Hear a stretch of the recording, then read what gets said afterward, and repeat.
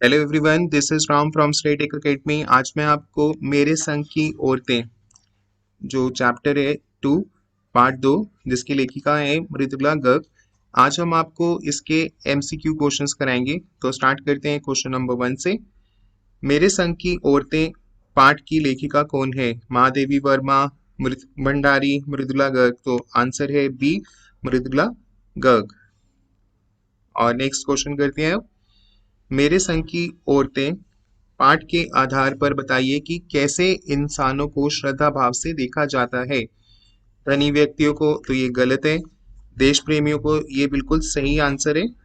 इसका आंसर हुआ देश प्रेमियों को श्रद्धा भाव से देखा जाता है। और ये तीनों आंसर फिर गलत हुए, बड़े विद्वानों को या साधु सन्यासी को। तो सही उत्तर है इसका देश प्रेमियों को। नेक्स्ट क्वेश्चन है, लेखिका की दादी किस प्रकार के व्यक्ति को सही राह पर ले आई? एक झूठे व्यक्ति को, एक शराबी, तो ये यहाँ पे शराबी, एक शराबी व्यक्ति को, या एक अपाहिज को, या फिर चोर को।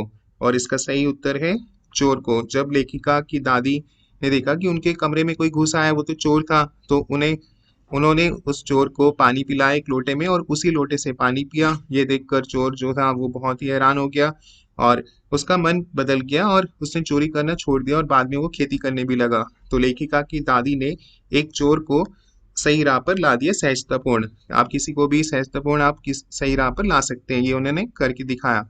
चाहे डराने धमकाने से, ऐसा नहीं है कि अगर आप किसी को डराएंगे धमकाएंगे तो वो सही रास्ते पे चलेगा। आप किसी को भी प्यार से आप सही रास्ते पे ला सकते हैं, जैसे कि लेखिका की दादी ने चोर को सही रास्ते पर लेके आई, सही राह पर ले आई।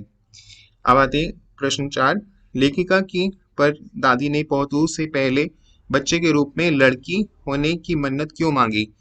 क्या वजह थी कि उन्होंने लड़की होने की मन्नत मांगी थी पोतू से पहले, उनके पोते से पहले? तो क्या उनको उसको लड़की लड़कों से प्यारी थी? वह पोतुओं से घर का वारिस नहीं चाहती थी? लड़कियां जो थी वो घर का सम्मान होती हैं? पर दादी लीक से हटकर चलने वाली थी? तो इसका सही उत्तर है जो है वो डी है।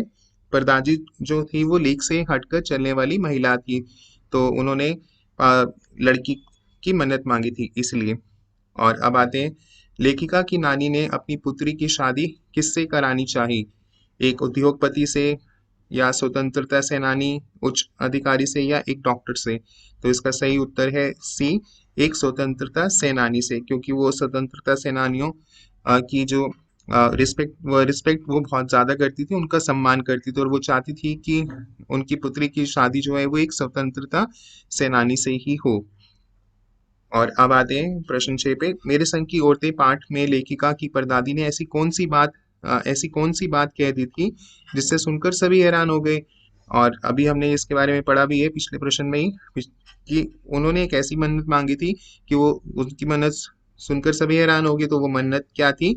उन्होंने उन्होंने मन्नत मांगी, एक उनके मन्नत के बारे में जानकर सभी हैरान रह गए थे। और मन्नत क्या थी ये अभी हमने यहाँ पर इस प्रश्न में पढ़ा 4, कि लेखिका की परदादी ने पौतु से पहले जो बच्चे के रूप में लड़की होने की मन्नत मांगी थी। तो ये मन्नत सुनकर सभी हैरान हो गए थे। अब आते प्रश्न 7 पर। आचला कौन थी तथा उसने क्या क्या किया? आचला जो थी वो लेखिका की सबसे छोटी बहन थी। उन्होंने अर्थशास्त्र में पढ़ाई की, एमए किया। और अब आते हैं प्रश्न 8 पर। लेखिका की सबसे छोटी बहन का क्या नाम था? लेखिका की जो सबसे छोटी बहन थी उसके नाम जो है वो उन्होंने उसके लिए मन्नत भी मांगी थी। तो पहली लड़की जिसके लिए परदादी ने उनकी जो है मन्नत मांगी थी वह मंजुला भगत थी। और जो दूसरे नंबर की लड़की खुद लेखिका मृदुला गर्ग थी। वो खुद जो लेखिका है वो दूसरे नंबर पे थी घर में, और घर का नाम उनका उम्माद था। और तीसरी बहन का जो नाम था वो था चित्रा। और उसके बाद रेणु और आंचला नाम की बहनें थीं। तो इसमें आप देख सकते हैं कि इनके मैंने आपको सभी के नाम बता दिए। परदादी ने जो मन्नत मांगी मंजुला, दूसरे नंबर की पहली लड़की जिसके लिए परदादी ने मन्नत मांगी उसका नाम मंजुला। एक लड़की हो गई दूसरे नंबर की लड़की खुद लेखिका, दो लड़कियां हो गई और उनका घर का नाम भी बता दिया आपको, तो अगर पूछा जाए तो बता देना।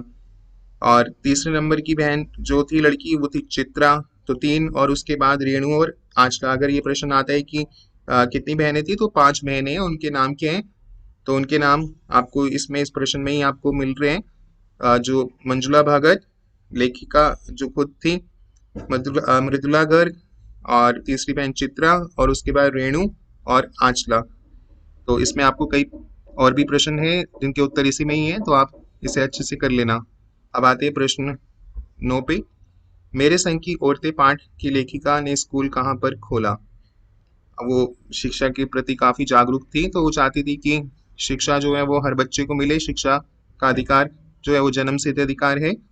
तो उन्होंने अपने इस उद्देश्य को पूरा करने के लिए कर्नाटक के छोटे से कस्बे में, जिसका नाम है बागलकोट में, उन्होंने सॉरी स्कूल की स्थापना की और हिंदी अंग्रेजी भाषा में उन्होंने आगे किया और उसको फिर मान्यता भी दिलाई।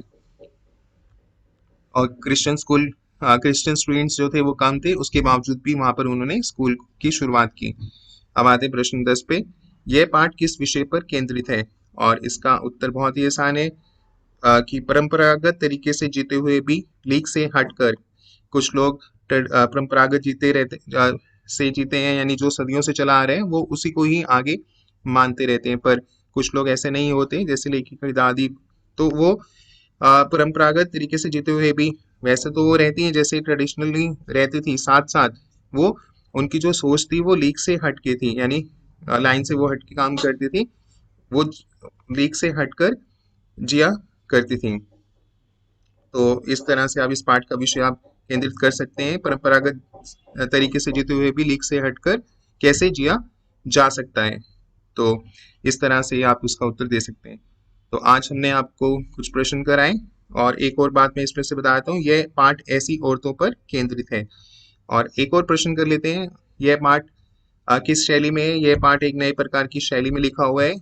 एक ये इसको हम कहेंगे, जो शैली है वो है संस्मरणात्मक गद्य है, और यह एक स्त्री प्रधान निबंध है। तो इस तरह के जो प्रश्न हैं एमसीक्यूज ये आपसे पूछे जा सकते हैं। और आज हमने आपको 10 11 जो है वो कराए एमसीक्यूज। ऐसे आगे भी करना चाहते हैं, do like, subscribe, comment and share. Bye and have a good day.